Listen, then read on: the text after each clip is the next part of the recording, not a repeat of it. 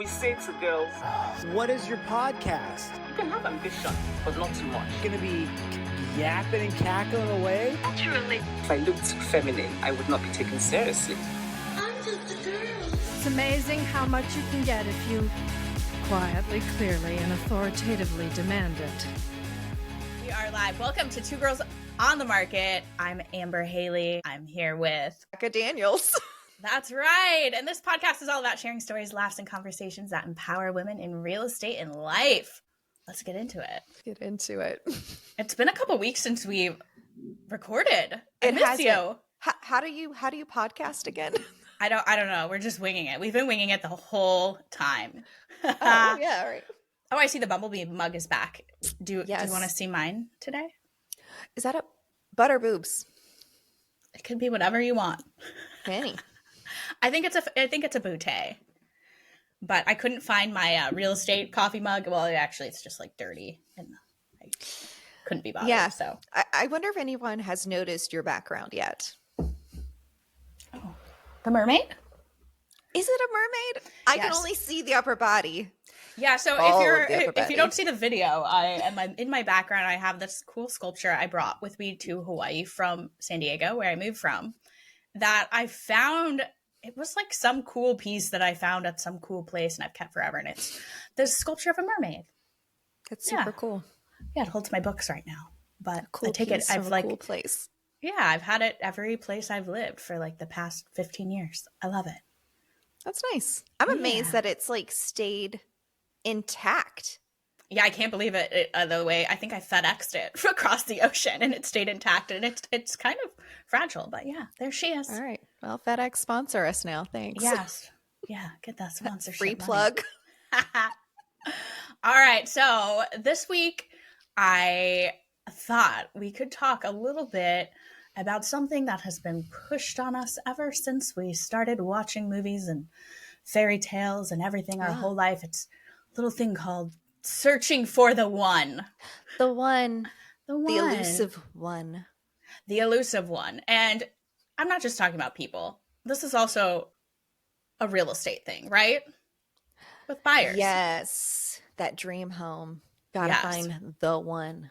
So home buyers, they go visit multiple properties, some of them over and over and over again. You go on lots and lots of showings and before they find the perfect home. With, people, sometimes you have to go on a lot of dates, kiss a lot of frogs before you can find somebody who's compatible for you and a good fit, right? Yes. I mean, the kissing, you don't necessarily have to kiss everyone, but You don't?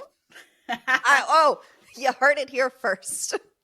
Let me enlighten you. Kissing not required. Yeah. Well, you know what is kind of interesting about looking for the one? I feel like it's something that's so pushed on us. And I think we have, honestly, the movies and like HGTV to blame for a lot of our problems with searching for the one. I think this is something that stresses a lot of people out. Like, have you ever seen The Notebook or Serendipity or La La Land or any of those movies? Okay. I've not seen La La Land, but I did see The Notebook and I did see Serendipity, which I actually really enjoyed Serendipity because it's a super... I love a good rom-com. I will not be ashamed of that. I see that for you. Yes. That's very on brand. I love love a good rom-coms. rom-com too. I love the Disney movies, the Disney princess movies. I love a happy ever after and fairy tales and all that good stuff. Because I just want to believe in love. True love. Oh, you want to believe in true love. I love them too, but I do remember that movie Serendipity was really, really about like fate, I feel like, and soulmates. And then, on the real estate side of this topic, you got HGTV. And now, all the networks have different real estate shows too that make it look so easy to find the one. Well, I mean, and that's the thing. Well, let's call it House Hunters on HGTV, where you look at 3 houses and you pick one and it just happens to be the perfect house for you. Well, in case you were not aware, people, let me burst this little bubble for you with the reality check. They've already bought the house. When they are on this show, they've already purchased this house. They pick the house that they're already owning and then 2 other random houses. And then they pretend to talk about, oh, should I do this one? Should I do that one? I don't know, back and forth. And none of it is real. None of it whatsoever. Oh, we are busting some myths here. This is true. Wow, the magic of editing on television. And I will say I have been involved in HGTV production in the past in real estate. And what Becca is saying is true. There is like a formula, and they do look for people who are, have already bought the house. Although the episode that I was the most involved in, the client hadn't actually purchased the house, but he did get a home inspection. He was under contract, and then the deal fell through, and they wanted to film anyway. And they told the story as it played out, kind of. But the other two houses that we looked at on the production, he wasn't looking at. They were totally chosen for television. So that is the magic of editing. Viewers, they see a seamless journey. From, look at 3 houses, make an offer, all dreams come true. Everyone agrees. It's fantastic. You're guaranteed to get one of those 3. Yeah. According to house hunters. And how about the fact, too, that the houses are always like so expensive sometimes? I'm just like, how are these people? It just doesn't seem realistic when you think about budgets, real budgets and renovations and things that come up during escrow and like, yeah. Yeah. Well, I mean, reality versus reality. Exactly. We should have our own HGTV show, I think. 2 Girls in the Market. I'm pitching that now, if anyone's listening. Well, I don't know that I'm necessarily in HGTV's good graces after I just spoiled their show, but... You know what? If they want something edgier and real, it's time to evolve. HGTV, let us help you evolve. We're going to show you what it looks like to not find the one. That's a show worth watching. 35 years and looking. Still looking. Lady of the Blade. Oh, wow. So funny. So, okay, I have a question for you. This is kind of a fun one. Do you believe in soulmates? And I can tell you what the definition that I looked up of what a soulmate is, in case you're wondering. I'm going to go with no, but let's hear what this definition is. Okay. I don't think it'll change my mind, but I still think defining is good. A soulmate is often defined as someone who has a deep and natural affinity encompassing compatibility, love, intimacy, spirituality, and or mutual respect. So the concept suggests that for every person, there is another person who is a perfect match. And together they form a harmonious, lifelong partnership. What do we think? I think you become soulmates with the person that you choose. I don't think there is like somebody out there that you are perfectly compatible with, that you're just going to have this harmonious thing and then you'll continue on in forever wedded bliss. And I think because people are looking for that, they're very disappointed when it actually doesn't last like that, or when it goes away, or when it fades, and then they're like, well, we just fell out of love, so we should just break up and end things. But I think love is a choice, and you choose to make your partner your soulmate every single day. You choose to achieve that with them.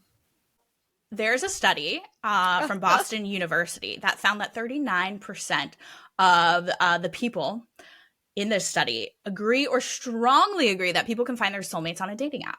39% are looking for a soulmate and believe they can find it. A soulmate. Their one true perfect match. So, that kind of suggests that a lot of people are pretty optimistic about this idea of soulmates, because that seems like a high statistic. 39% of people think that they're going to find their soulmate on Tinder. On a dating app, yeah.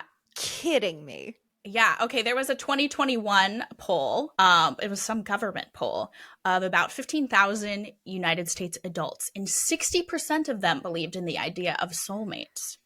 So that's another huge statistic on this romantic quest that everybody's on to find their other half. See, I think this is the problem, is that you always think that your soulmate is one swipe away.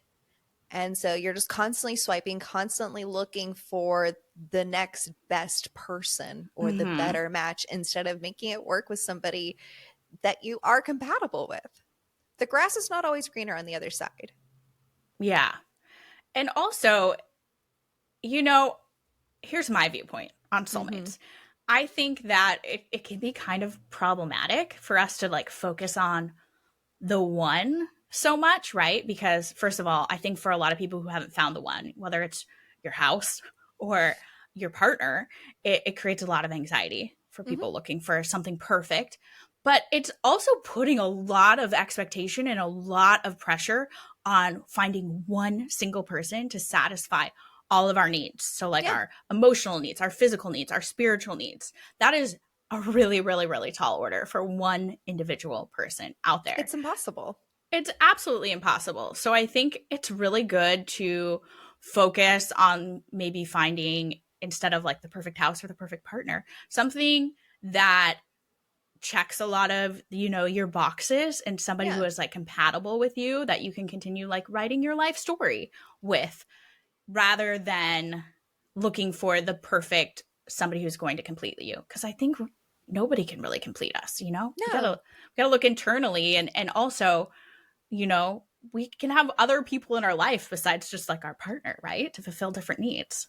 Of course. You know, an imperfect human being is never going to be able to fulfill all of your needs or make you feel like a whole person or fill up all of those gaps. That's not possible. We're just human beings. So if that's what you're looking for in a partner or a friend or whoever, they're always going to fall short. You're always going to feel like that's not there. And I don't think that's a really fair expectation to put on another person. It's impossible. But, you know, with our clients, let's go back over to the real estate side of things. We talk about looking at homes that have good bones, or, you know, trying to get 80% of what you need or want in a house. And so there's certain factors within that when you're looking at houses that it's like, okay, what can you change and what can't you live without? Yeah. So like, obviously you can't change where a house is located. Yeah. You can't change how big the lot size is unless, you know, you're able to buy your neighbor's house and knock down their house or something. You know, there's certain aspects that you can't change, but you can change the flooring. You can change the paint color. You can change some of the configuration inside the home. So focus on what are the unchangeable factors within a house. Same thing with a person. What are those values that you're looking for? What are those lasting things? What are the things you can't compromise on or can't live without? Find the person that has those things. And then the rest of it, like their hair color, their eye color, does that actually really matter? Does an inch or two height difference actually matter? No, it doesn't. Because that changes. They may not have their hair in 20 years. So then does hair color really matter? These are great points. Wow, you should be a dating coach and a realtor. It's one of my many hats that I wear. Yeah, you know, and I think one of the other things that can be problematic when we get too much into the like certain idea or expectation of like what one person should be, you know, like with that hair color and with this and have these traits and have this job and this, you know, all of these things is, you know, we change as people, right? Like think back to who you were when you were 20 years old, when you were, you know, like we're different people. It's like, I feel like I've lived different lives within my own lifetime. And you need somebody who, you know, they're going to change too as a person throughout their life. So I would hope so. I hope we're learning and growing as we get older and go through life. So you want somebody that you can learn and grow with. Yeah, Evolve absolutely. together. Yeah. So have you ever heard of this famous psychotherapist? She's also had written books and is like a speaker and stuff. Her name is Esther Perel. She probably has her own podcast. I haven't So heard of her. I like a lot of the work that she puts out. And she has this concept that might sound controversial to some people, but I think it's really interesting the more you think about it. So she says in the West today, most people are going to have 2 or 3 marriages, right? I mean, the divorce rate's really high. A lot of people have multiple relationships, you know, throughout their life. Even take the marriage part out of it, just relationships. So most adults have 2 or 3 committed relationships in their adult life. It's just that some of us are going to do it with the same person and some of us aren't. Ooh. Yeah, which I think is a really interesting school of thought. So I think her idea is, you know, some people, you know, whether they choose to get married or not, or just be committed partners for their whole life, you know, those people who like met when they were in high school and maybe got married really young in their 20s and have been together their whole life until, you know, they die together, or they're, you know, in their 80s now. I mean, think about all of the lifetimes they've lived together and how much they've changed as people. So, you know, clearly those people, as perfect as some relationships maybe are, they're never perfect, right? They go through their peaks and their valleys, their ups and their downs and their obstacles. And I bet you that most couples who have been together a whole lifetime would say like they've had some like crossroads where they're like, okay, we could choose to keep going, or we could choose to go our separate ways. And I think that there might be something to that maybe like 2 or 3 times in our life, you know, we verge out, you know, maybe kind of becoming a different person or a better version of ourselves. And you can do that with a new partner. Maybe you're growing separately, or maybe you can choose to like stay, you know, on parallel paths together and have multiple kind of types of relationships within your one relationship. I don't know. I just thought that was a really cool way to illustrate realistically what a lifelong relationship with somebody else could look like. Yeah. And it makes a lot of sense when you look at marriage or a long-term relationship. You have that beginning stage of the honeymoon stage before kids are involved, where you are getting to know each other as spouses, and then you have kids, and then you're getting to know each other as parents as well as spouses. And then the kids leave after 18, 20, 25 years, however long they're in the house. And then it's like you have to kind of get to know your spouse again now that it's just back to being the two of you. Yeah. And so it really is these different segments, phases of life, like this Esther gal. Doctor? What is she like? I'm sure she's a doctor, but I know she's a psychotherapist. She's really smart. She has a lot of really, really interesting takes on relationships in particular. She I believe counsels a lot of like couples through different phases of their life too. So that's good. Yeah. I think if more people kind of recognize that aspect of things, maybe you wouldn't have such a high divorce rate. You wouldn't have so many breakups, which are, you know, traumatic. So I would think ideally you would try to avoid traumatic experiences. Obviously, not every relationship is going to work out and shouldn't work out for various reasons, but it shouldn't be just because everyone's given up. Yeah. You know, I think there's a lot too that, you know, we can learn from different relationships. And, you know, I think that for a lot of people, even when they have a relationship that's maybe ended, I think sometimes you can still look at that relationship as a success in the way that it's helped you grow as a person and maybe helps that other person grow too. You know, just because a relationship didn't work out doesn't always make it a failure either. Right. You can always learn something from every experience and every relationship. Yeah. They also say that our relationships are really like a mirror back to ourselves, which I think is why, you know, they can be so hard. For better or for worse. For better or for worse. Yeah. If you're not good with yourself, you're not going to be any better in a relationship. Let me tell you, some things are going to be reflected back. That's so true. Okay. So maybe we should talk about what we think people should look for in a partner, or like what's really important if you're looking for the one or whatever. Obviously, height is super important. He's got to be at least 6 foot tall. At least 6'1" for me. Just kidding. Did I say that out loud? You did. Have you dated someone who's shorter than 6 foot? Like gone on a date? No, like actually been in a relationship. I'm sure you've been on at least a date.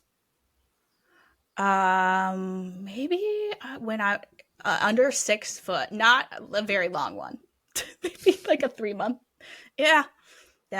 No, it's like 6'1" or taller. I used to think I didn't have a type either, and then I did a hard look back and saw they just keep getting taller.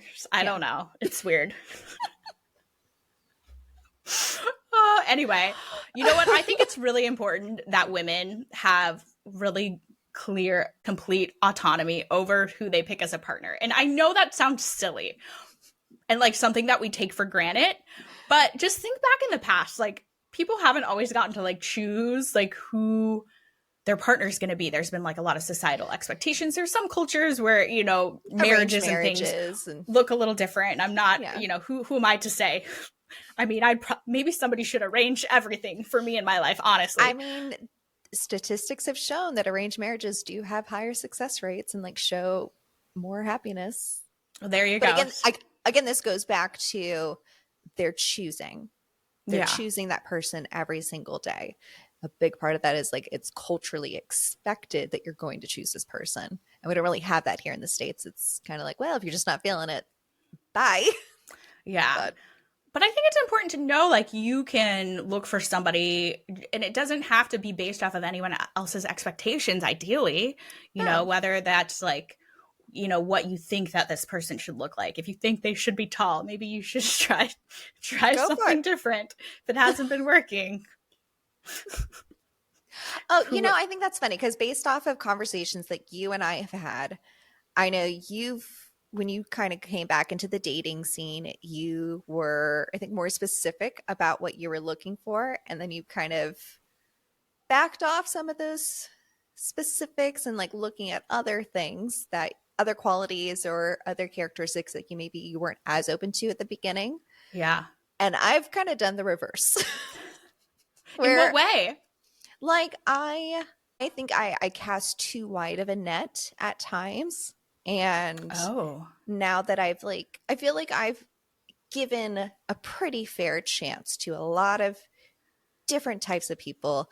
And it's always brought me back to the same thing of like, nope, these are the core values that are like the core things that I'm looking for. And I'm not willing to go outside of that.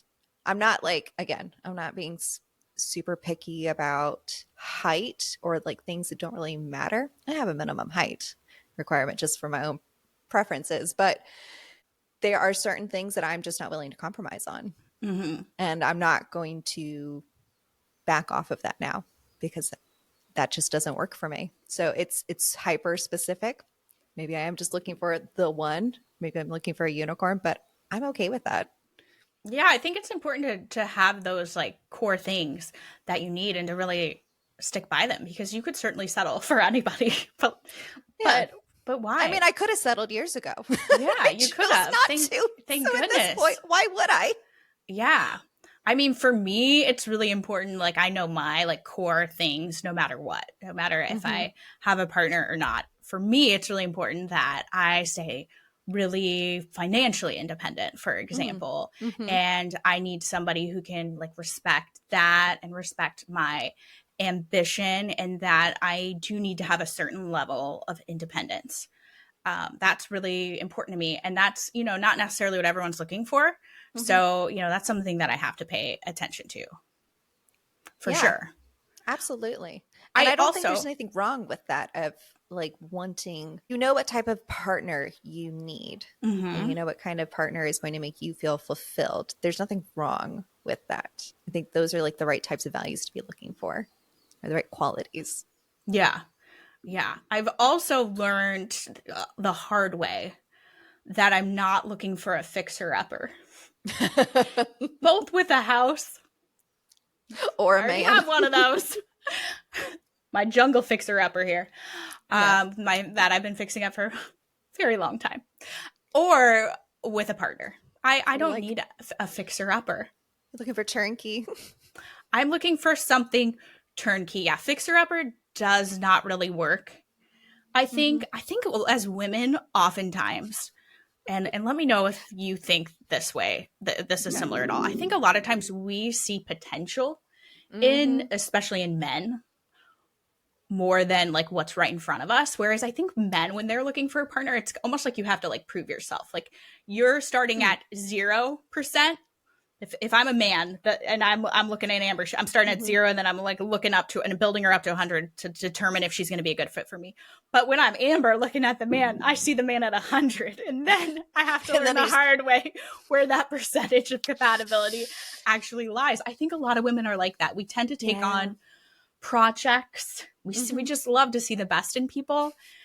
And while that's a good quality, it can also be really detrimental, I think, when you're searching for compatibility. Yeah.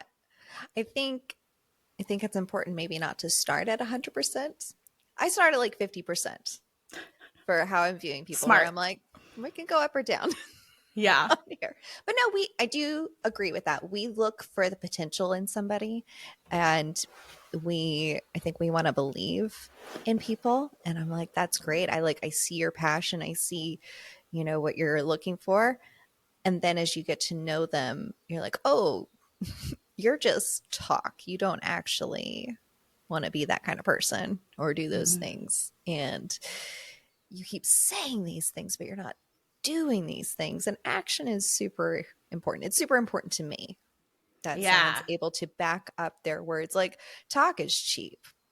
Literally don't care about the things that you say if your actions do not match that. Show me the action, not the words. Yeah, not looking for fixer-upper. You know, with a house with a certain amount of time and money, it's usually more than what people think. You can fix it up. With a person, don't believe that you can fix or change another person. It's not your right to do that, even. It's not your right, but like, you shouldn't go into a relationship expecting somebody to change to the person that you want them to be. Yeah, exactly. They might change. People do change, but that should not be like your expectation. So like, if you're with somebody who says, I never want kids, don't think that, oh, well, if I just talk to them long enough and just like really talk about how important this is to me, that they will suddenly wake up and want kids. Yeah. That's probably not going to happen.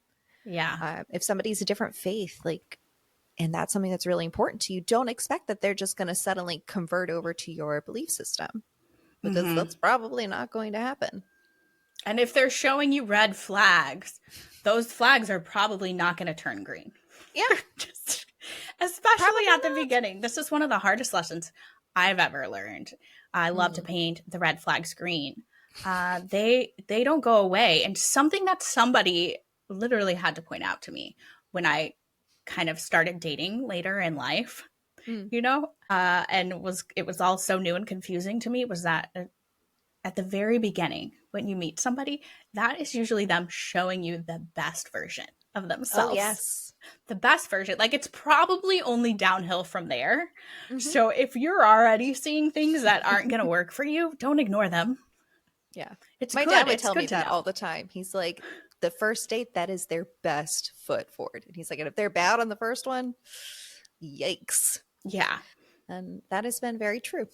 Yeah. And So I'm not talking about like little things like beige flags, like, oh, they were kind of awkward or this or that, or, No. you know, nervous, or no, not that stuff. It's the blatant things. You all know. If you're listening, you know exactly what I'm talking about when I say red flags that they show you. Like, oh, do they have a temper?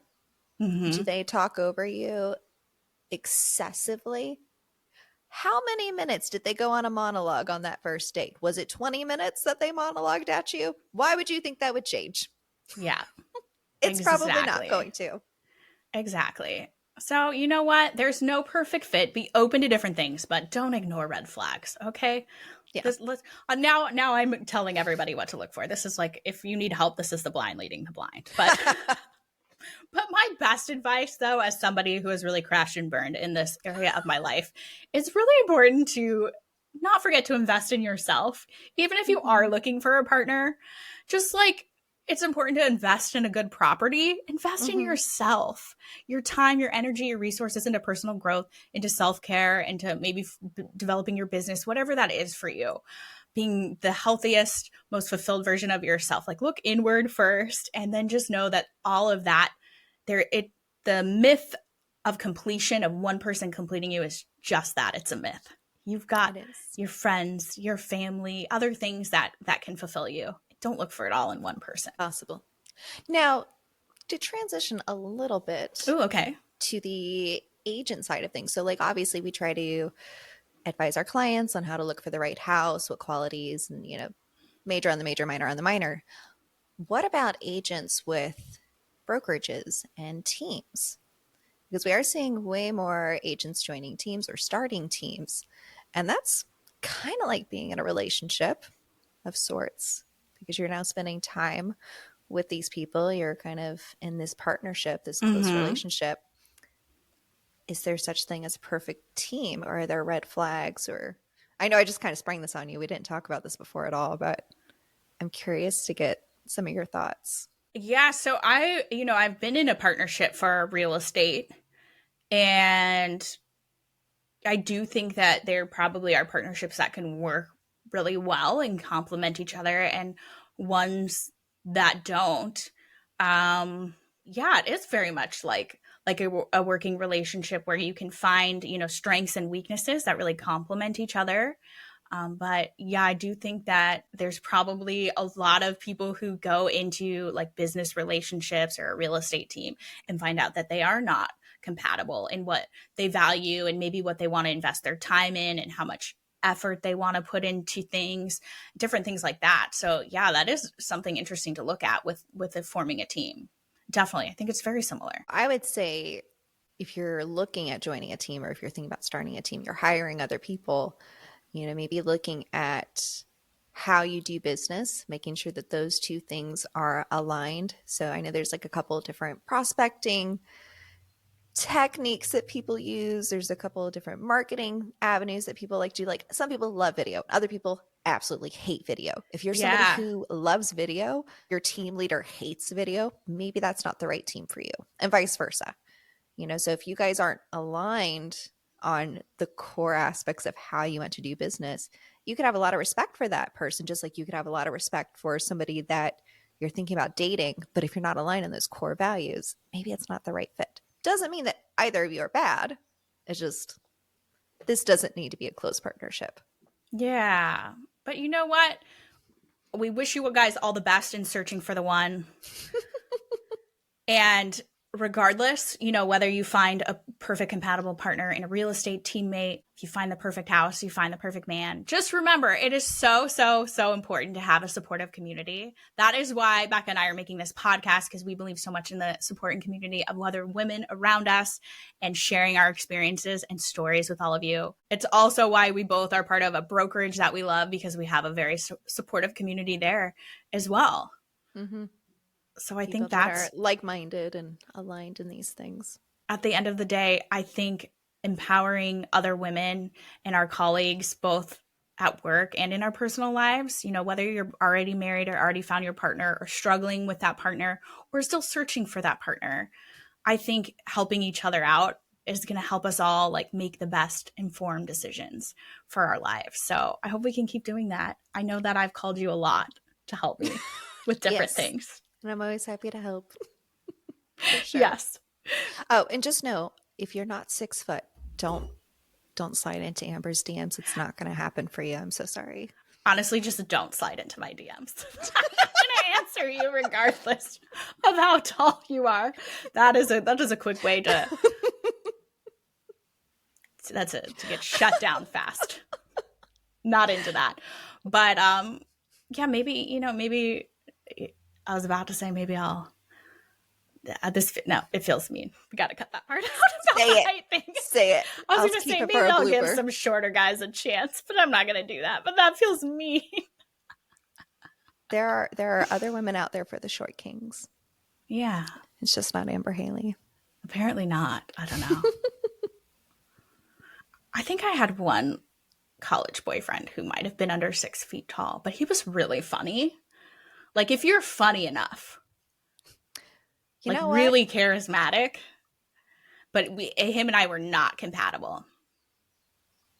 And humor can only cover so much.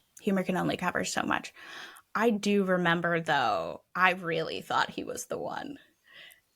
Really? I really did. And we lasted maybe 3 months. He had to talk me into being with him, like, so much.